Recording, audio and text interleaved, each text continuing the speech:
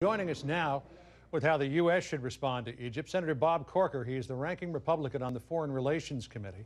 He joins us from Afghanistan this morning. And Senator Jack Reed, a Democrat, he is a member of the Armed Services Committee and joins us from his home state of Rhode Island. We should point out, just for our viewers' sake, that there will be a significant delay in our communications with Senator Corker because of the satellite hops that it takes to get to Afghanistan. And Senator Corker, let's start with you. You heard what correspondent Greg Palkot had to say about the mass demonstrations today. Are you worried about a further escalation of violence in Egypt, and what are the possible consequences if there is an escalation?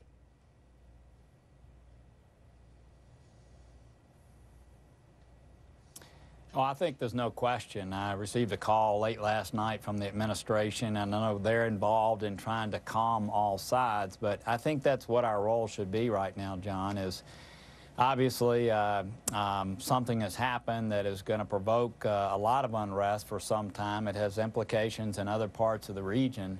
But what we should be doing right now is urging calmness, urging the military to move through this civilian process as quickly as possible, to ask the Muslim Brotherhood to act with some degree of responsibility as it relates to what's happening. But our role right now should be one of applying calm, trying to get our partners in the region to do the same thing. Obviously, there's been a lot of problems in Egypt for a lot of time. People are frustrated with that. Our role should be to help in every way we can to preserve a more calm atmosphere as they try to move through this very treacherous environment right now. Senator Reed, you heard what Senator Corker had to say. He thinks that we should appeal to the Muslim Brotherhood to show responsibility here. It would appear, though, that they don't want to listen to us. Mohammed Badi, who is the supreme guide of the Muslim Brotherhood, said, quote, "May the Lord destroy secular opponents of Islam." Islamic militants killed several members of the Egyptian military. They're protesting outside of our consulate in Alexandria. There's talk of possible civil war there. Is anybody, do you think, over there, with the exception of the people who are trying to put together the government, willing to listen to the United States? Indeed, I think there are many who are willing to listen to the United States. I concur with Bob's assessment. We have to be a force of stability, support for a very quick transition to a fully elected democratic government. So the military has to make clear what their timetable is, and they have to move to be inclusive. One of the problems with Morsi, he was increasingly exclusive. He was increasingly authoritarian, and that view is not going to work for the people of Egypt, nor is it going to work for the United States. And in addition to that, we have to actively engage regional powers, particularly with economic assistance to Egypt. One of the causes of this popular turmoil was the terrible economic situation, as well as the increasing isolation of Morsi from the mainstream of Egyptian politics. So there are people listening, and I think they will be responsible. Ultimately, though, this will be the Egyptians' task to create a government that is stable, productive, and protects the people of Egypt. Senator Corker, do you believe that the president has been handling this appropriately? He's come out, he said he's not taking sides here. He has issued some warnings and admonitions to the Egyptian government, but at the same time, he cannot be sad that Morsi is gone. Do you think he's handling it correctly?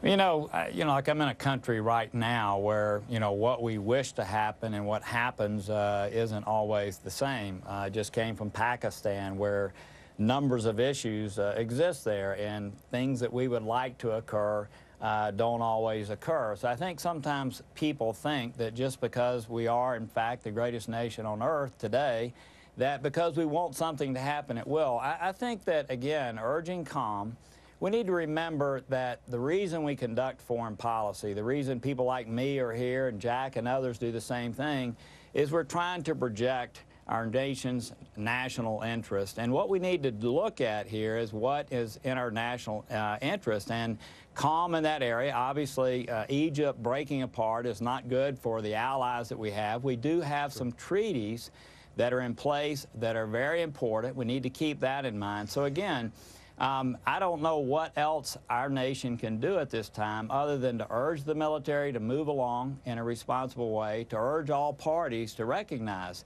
that they've been part of this process. It's broken down.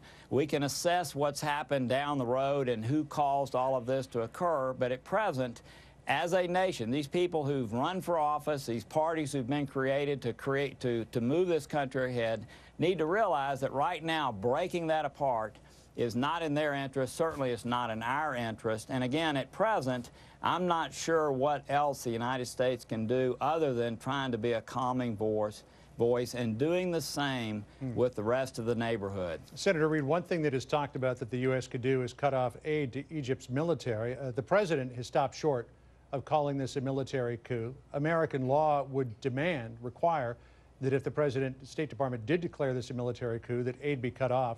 And certainly Senator McCain and Senator Leahy have said they think that we should cut off aid. In fact, let's play what Senator McCain said on Friday. We have to suspend aid to the Egyptian military because the Egyptian military has overturned the vote of the people of Egypt.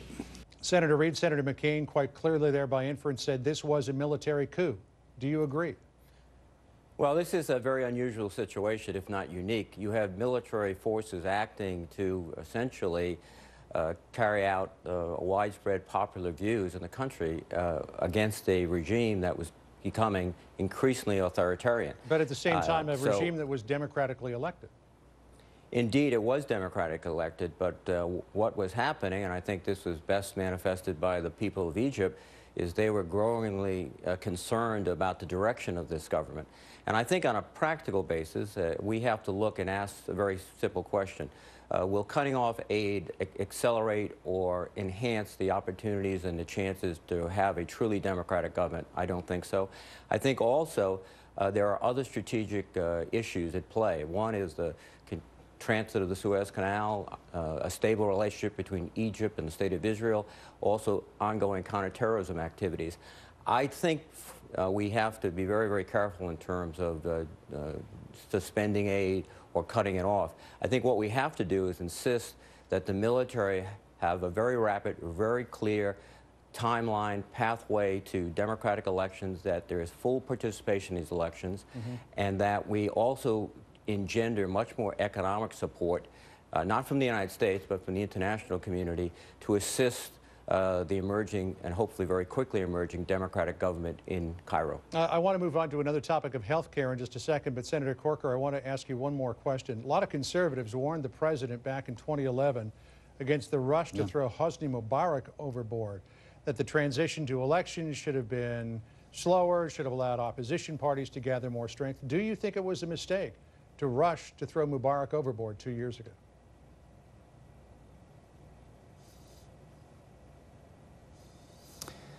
I do think that our nation sometimes thinks that going to the ballot box is democracy, and I do think that there is a rush from time to time to try to move countries in that direction too quickly. I don't think Egypt is mature yet in that regard, and I think we need that. This right now is an excellent opportunity, another chance for us to work with them in that regard. But let me go back to the aid issue, if I could, briefly. Part of the aid that we supply is in support of the treaties, and again, we need to look at our national interest. There'll be plenty of time to assess the aid issue. You know, it seems like Washington always wants to jump to something that really, in many cases, at this moment, does not matter. The aid doesn't flow on a daily basis. We'll have plenty of time to assess that, and it seems to me that what we should be looking at is how the military and how the country itself handles this transition. We need to encourage that. I think trying to jump to what we're going to do relative to support at this moment is not the place that we need to be. All right, let me jump to health care if I could now. And Senator Reid, to you, the employer mandate being delayed a year from 2014 to January 1, 2015. Is the whole Affordable Care Act in jeopardy now? No, not at all. This was a response to concerns, principally among the business community, that the information and the operational details would not be there, and as a result, I think the administration wisely decided to postpone for 1 year the mandate on employers. The exchanges go into effect in October. The coverage goes into effect. And indeed, what they've done really affects a very small minority of businesses throughout the country. Right, but I think Senator, this is supposed to all work together economically, that you have the individual mandate coupled with the employer mandate. Now you're taking one piece of that away. Does that throw a mess into the whole economics of this? And people have been complaining about that anyways. Well, I don't think it does. I think the key factor is effectively recruiting individuals to join the exchanges, to make the exchanges attractive to companies who might want to come in and get their insurance through these exchanges. We're really talking about a very small fraction of companies. In fact, the vast majority of companies in this category provide health care already, and they'll continue to do so. But I think given the potential confusion, postponing it, not eliminating, but postponing it for a year makes sense. In fact, this was one of the major concerns of the business community, and in fact, the administration is responding to those concerns. And Senator Corker, opponents of the Affordable Care Act are saying, well, let's not stop at delaying the implementation of the employer mandate. Let's repeal that part of the bill. Would you support that?